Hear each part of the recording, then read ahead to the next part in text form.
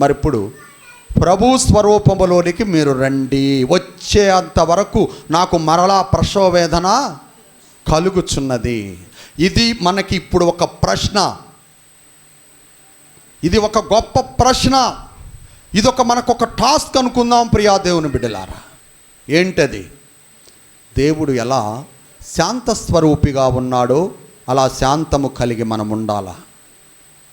దేవుడు వినయము విధేయత కలిగి తనకు తాను ఎలా తగ్గించుకున్నాడో మనము కూడా అలాగునే తగ్గించుకొని ఉండాలి, విధేయులమై ఉండాలి. తరువాత ఎవరైనా మనల్ని శపిస్తే ఎదురు తిరిగి శపించేవారముగా ఉండకూడదు. ఎవరైనా దూషిస్తున్నారనుకోండి, దూషణ మాటలు మాట్లాడుతున్నారనుకోండి, వారు మాట్లాడారు కనుక మేము దోష మాటలు మాట్లాడతామని మాట్లాడకూడదు. నేను అనేక విధాలుగా శ్రమలు పెడుతున్నారు, హింసిస్తున్నారు. ఆ హింసించే వారి కొరకు నువ్వు ప్రార్థన చేయాలి. దేవునికి మహిమ కలుగునుగాక. హల్లెలూయా. ఎలా ఉన్నారండి మనుషులు? ఎవడన్నా ఒకటంటే నువ్వు 100 అనే వ్యక్తిలాగా ఉన్నావు. అవునా కాదా?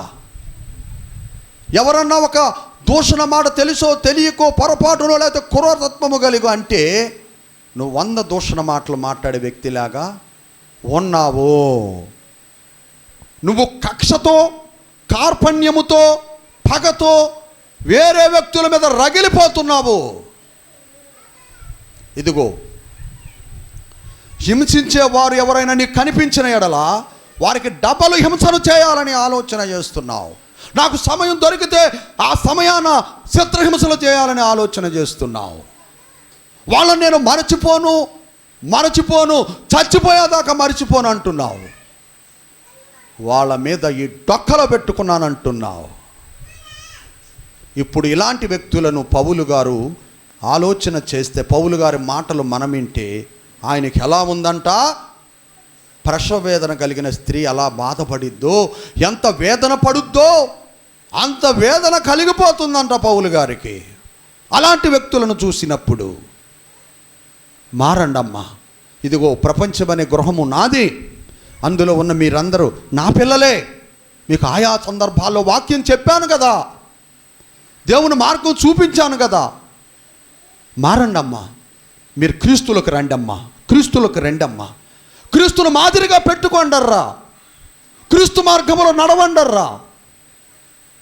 మీరు నడవకపోతే, మీరు అలా ఉండకపోతే మీరు సాతాను స్వభావంతో ఉన్నారు.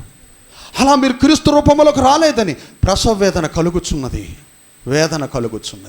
ఏం చేయాలో అర్థం కావట్లేదు, టెన్షన్కు గురైపోయాను నేను. కానీ ఒక్క ఆలోచన వచ్చింది నాకు. ఎవరి ఇంటి దగ్గరకు నేను వచ్చి వారితోనే మరొక విధముగా హెచ్చరించి చెప్పాలనుకుంటున్నాను.